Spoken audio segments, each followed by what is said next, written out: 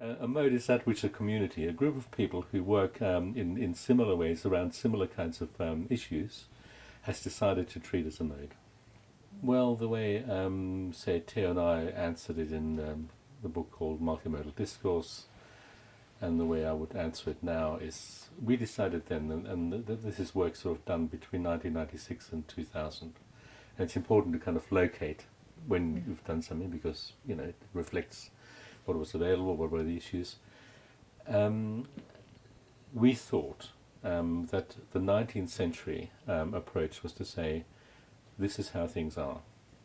It's kind of the structuralist, modernist approach. This is how things are. And so sociology of the late 19th century, early 20th century told us how things are.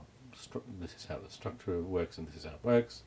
Structuralist linguistics showed us how it works, and the social meshed with the theoretical, because the theoretical is a product of the social. And so you have grammarians who say, well, this is what you do. And then depending on who's obeying or not obeying, and where it occurs, you have sanctions and penalties and stuff like that. And when we came to write that book, or rather when we had talked about it, we said, in relation to mode, really the situation is such that the community decides what its resources are. And if a community decides to articulate a particular set of material things or conceptual things into mode, then that is a mode for that community. Rather than saying image is a mode, and photographers coming along and saying, well, actually, look, a painting is different to a photograph in ways which we could show to you. And in any case, you're talking about materiality, and oil paint is different to digital photography. We would from the beginning say, if a community decides to elaborate certain kinds of material things into a cultural resource, semiotic resource, then that is a mode.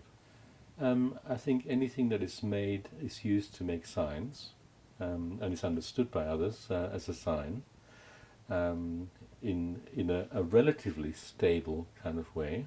And of course, going back to social semiotics and how I certainly, and Bob Hodge and I, and say Theo and I by myself, would still say, sort of stick to not the correctness, but the usefulness of Halliday's thing saying that every utterance has to fulfill these kind of three functions.